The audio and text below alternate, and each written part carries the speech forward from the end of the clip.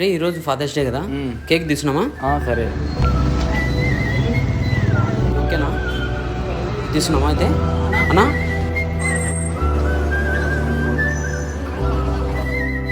ఏరా ఈడున్నావు? ఏం లేదన్న. డబ్బులు ఏమైనా కావాలా? డబ్బులు ఏమొద్దు, అన్న పిలుస్తున్నాడు, రాండిరా. పోదాంపా.